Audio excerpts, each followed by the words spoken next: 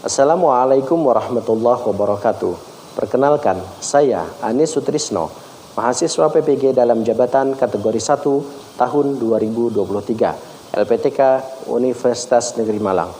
Hari ini, Senin, tanggal 4 Desember tahun 2023, saya akan melaksanakan praktik pembelajaran dalam rangka uji kinerja di unit kerja saya SMP Negeri 6 Palangkaraya, Kalimantan Tengah. Pada kesempatan kali ini, saya akan menampilkan video pembelajaran IPA di kelas 8 dengan materi pencemaran air. Adapun model yang saya gunakan pada pembelajaran kali ini adalah model proyek based learning. Semoga video ini bermanfaat. Selamat menyaksikan. Wassalamualaikum warahmatullahi wabarakatuh. Assalamualaikum warahmatullahi wabarakatuh. Waalaikumsalam warahmatullahi wabarakatuh. Alhamdulillahirabbil alamin. Allahumma shalli ala Muhammad. Apa kabarnya anak-anak Bapak pagi hari ini? Baik, alhamdulillah. Baik, sebelum mulai pembelajaran, maka sebaiknya kita akan berdoa dulu. Marilah teman-teman kita berdoa menurut agama dan kepercayaan kita masing-masing. Berdoa dimulai.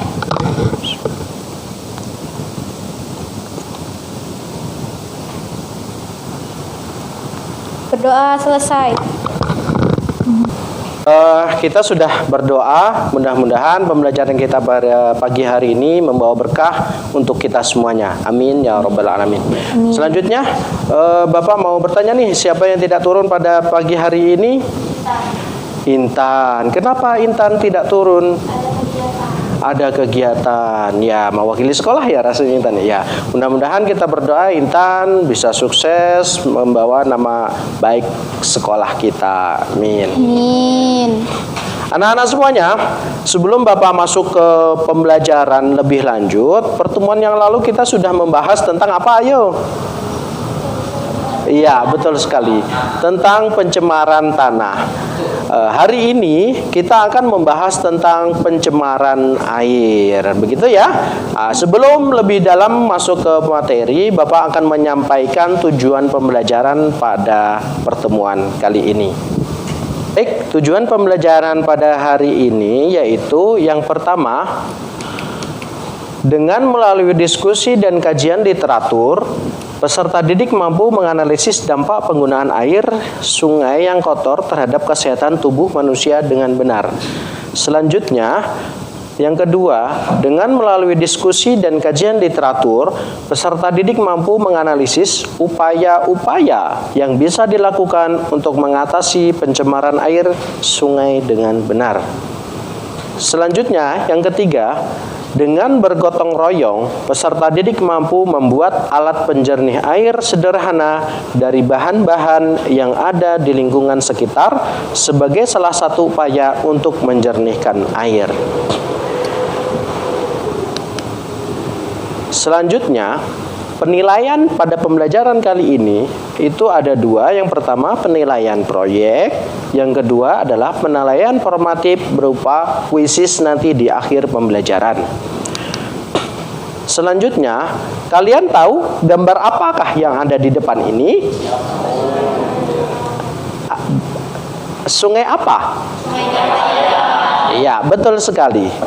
Gambar di depan adalah Sungai Kahayan, sungai yang ada di daerah kita, Palangkaraya, Kalimantan Tengah.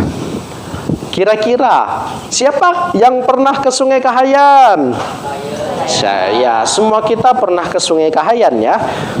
Kalian lihat, apa warna dari Sungai Kahayan tersebut? Coklat, keruh begitu ya. Nah,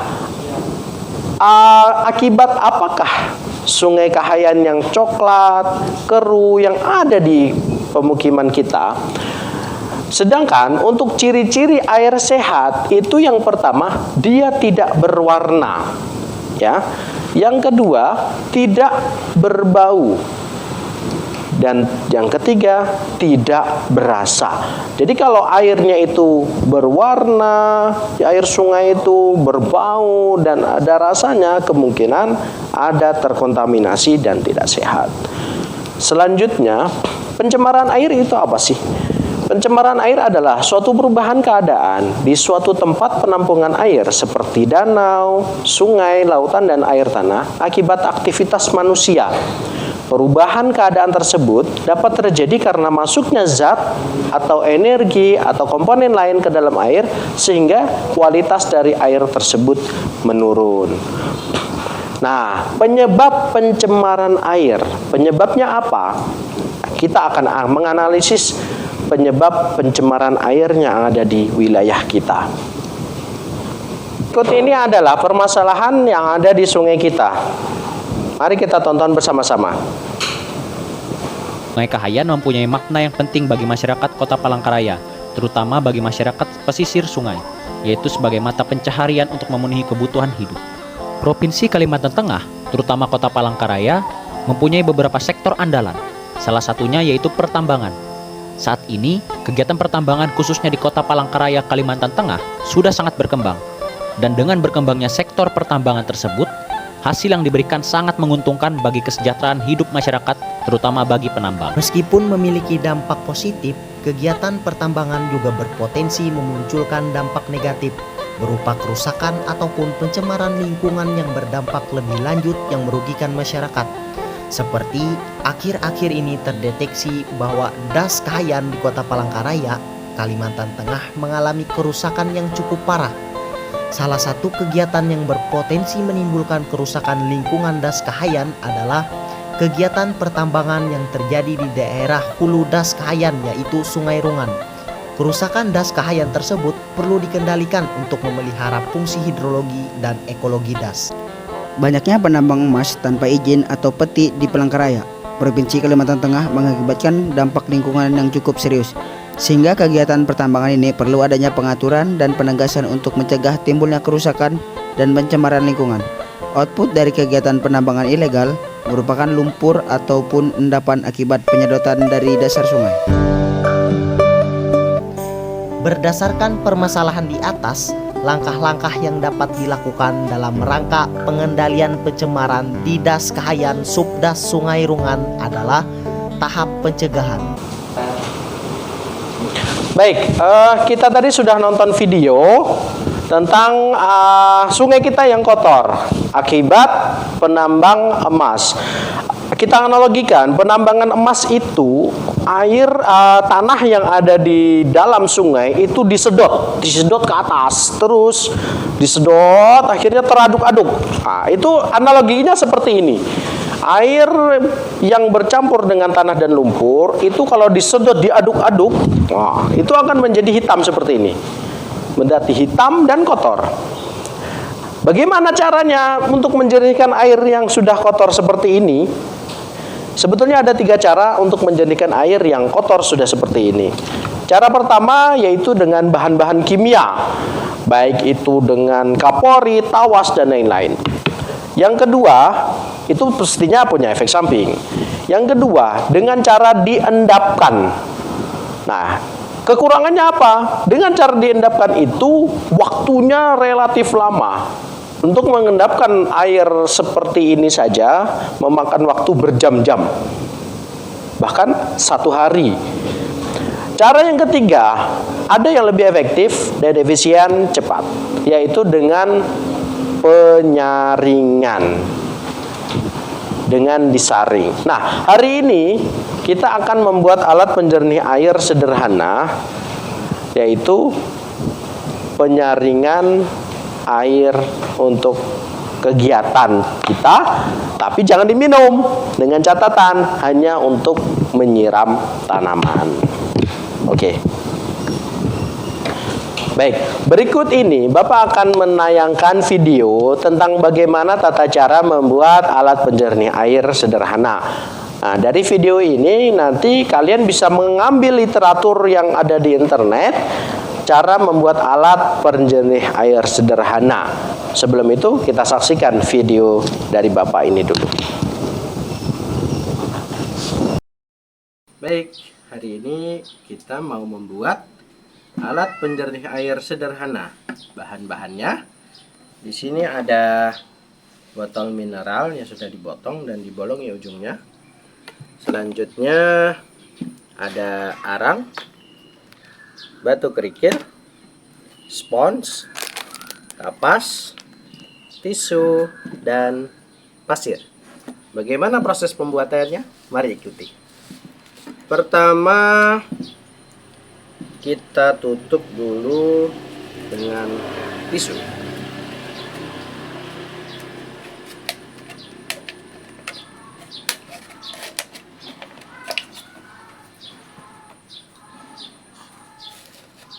Kita lapis-lapis tisunya. Apabila susah, kita pakai sendok.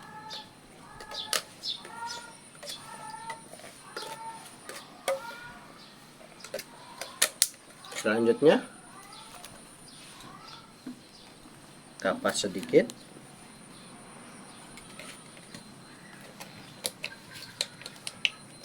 Lalu spons.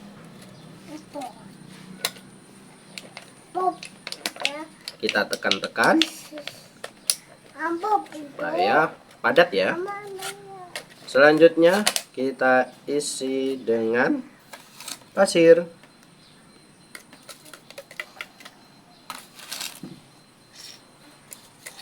Kita tekan-tekan agar padat.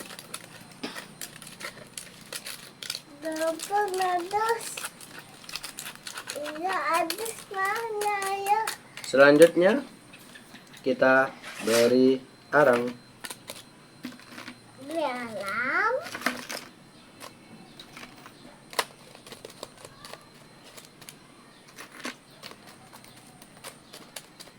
Selanjutnya kita lapis dengan tisu lagi.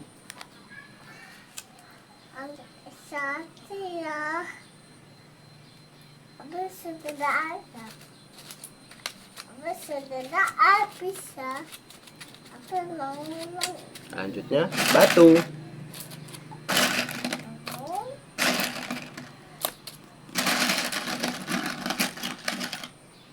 Selanjutnya kita pakai tisu lagi.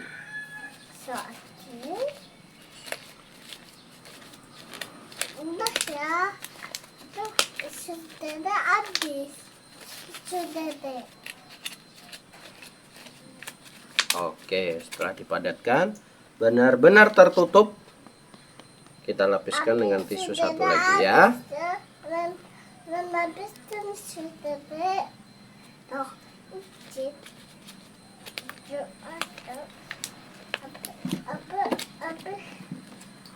Selanjutnya ini sampelnya, air kotor. Kita tuang perlahan.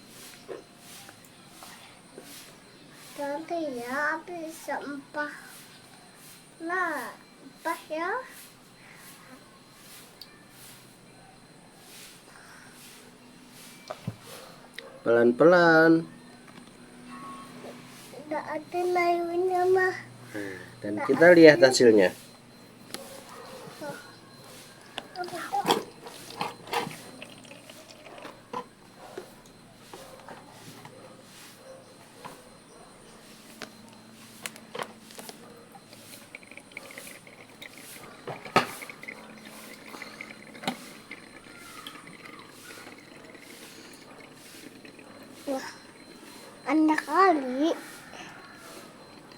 Banyak kali mah. Apa yang ngalah? Nah, kita lihat perbandingannya antara air yang masih kotor dengan alat penjernihan air dan hasilnya. Selamat mencoba. Baik, dari tayangan yang sudah kita lihat bersama tadi, tugas kita bersama-sama adalah membuat alat penjernih air sederhana. Nah, tadi sudah ada Bapak beri referensi. Tugas kalian dengan kelompok nanti membuat alat penjernih air sederhana, mempraktekkan apa ilmu yang sudah didapat dari tayangan, dan nanti mempelajarinya setelah mempraktekannya dengan alat-alat yang sudah kita sediakan. Oke? Oke.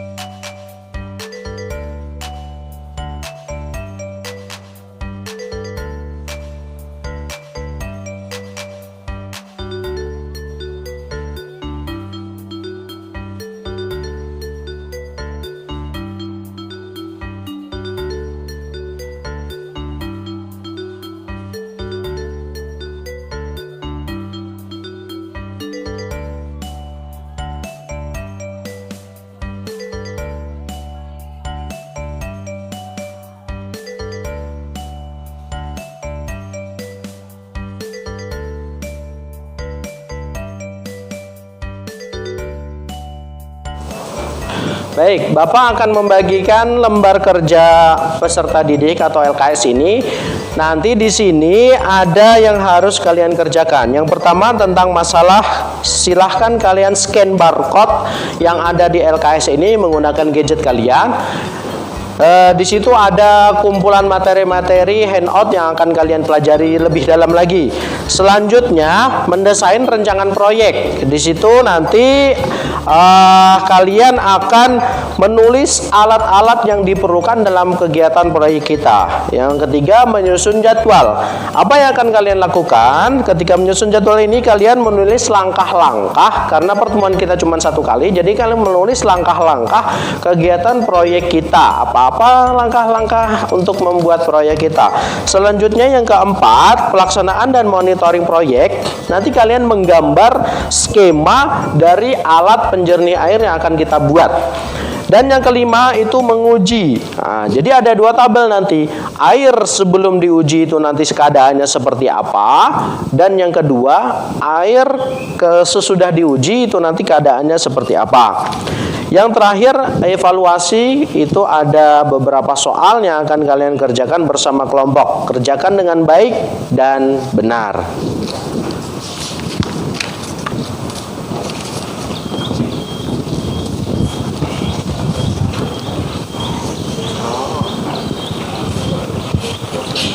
Oke, selamat mengerjakan.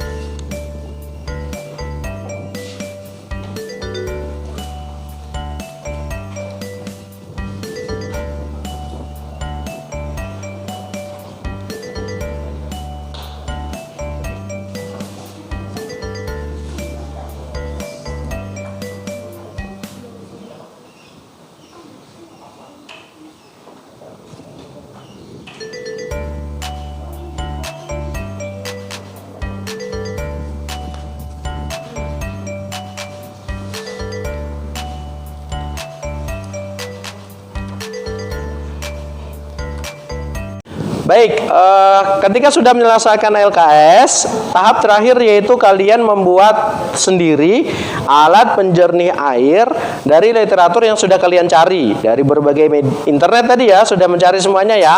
Oke, silakan kita praktik membuat alat penjernih air. Silakan kelompok 3 sudah selesai?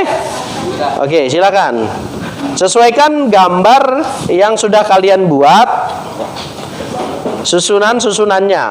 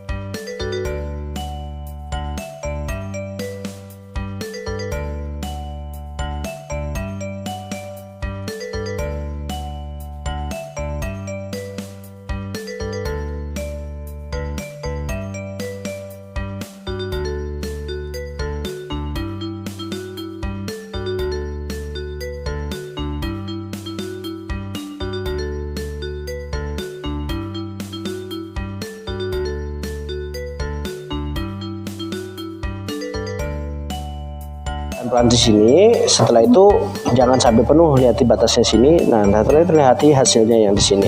Coba dibuktikan. Oke, kita tuang pelan-pelan.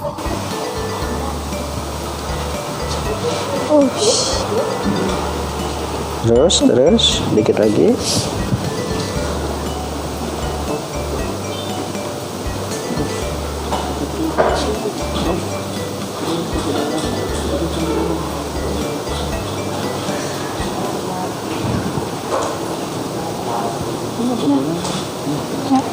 Kita lihat hasilnya.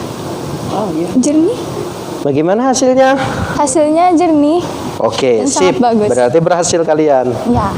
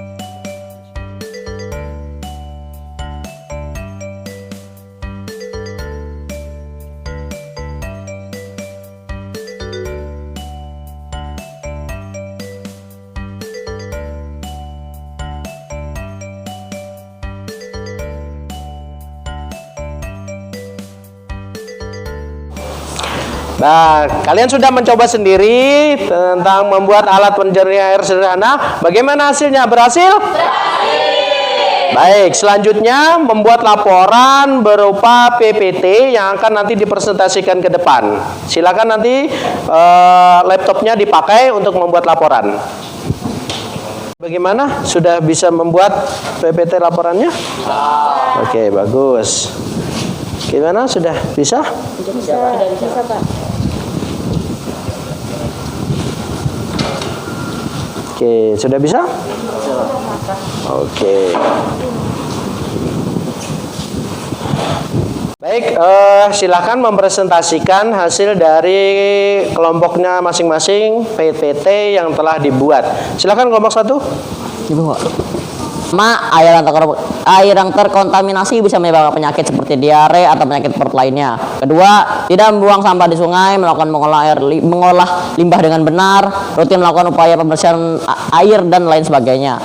Tiga, pertama kali meletakkan tisu, spons, kapas, kemudian memasukkan kerikil, kemudian arang. Setelah itu, kapas tisu lalu menuangkan air kotor yang telah dijernihkan. Ya mungkin itu susunan yang benar, air akan jernih. Arang akan menghilangkan bau dan rasa aneh pada air. Pasir akan menyaring kotoran yang halus, sedangkan kapas akan menyaring kotoran yang lebih kecil. Baik, terima kasih.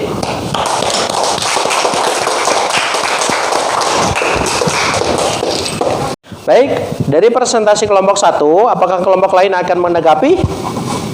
Oke, silakan.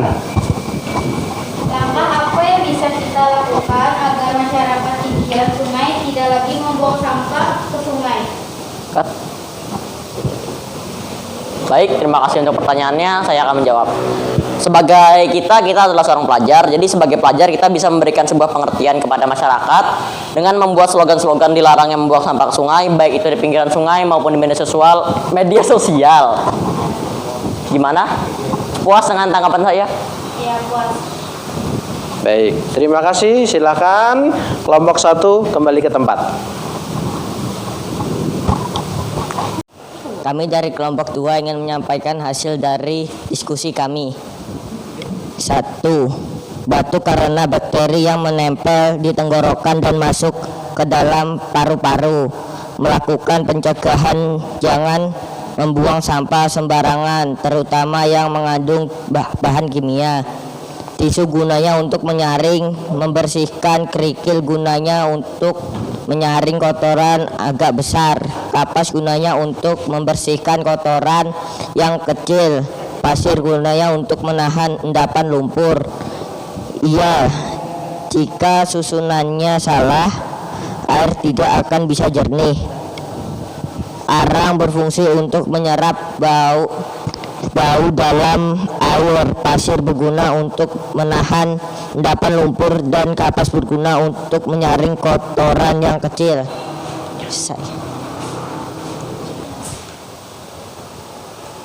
Baik, dari diskusi hasil dari kelompok 2, apakah ada yang ingin menyampaikan pertanyaan?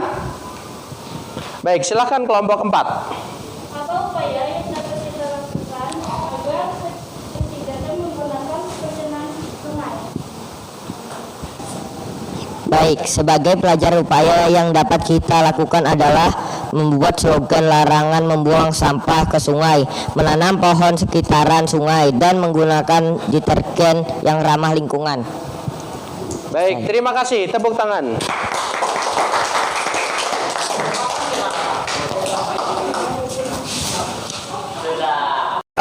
Kita sudah melihat tadi teman-teman sudah mempresentasikan hasilnya dalam diskusi kelompok. Yang terakhir kita yaitu asesmen formatif. Bapak menggunakan quizzes. Silakan kalian join di myquizzes.com. Itu kodenya yang ada di depan. Silakan masukkan kode 446107 itu ke dalam aplikasi quizzes yang ada di HP kalian masing-masing. Silakan.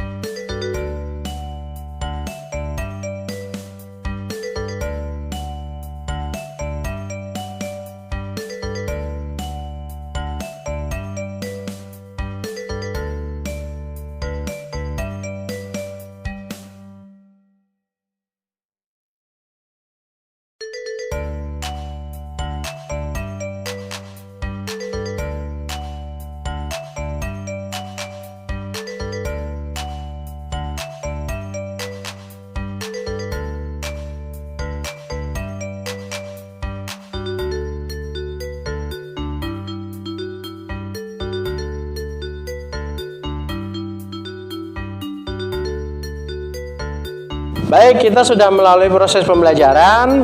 Kita juga sudah melaksanakan tes formatif. Selamat bagi yang sudah juara pada kesempatan kali ini. Baik, sebelum Bapak akhiri, kita akan menyimpulkan dari pembelajaran yang sudah kita lalui. Yang pertama, apa kegunaan pasir? Pasir itu berguna untuk menyaring kotoran-kotoran yang terendap dalam air.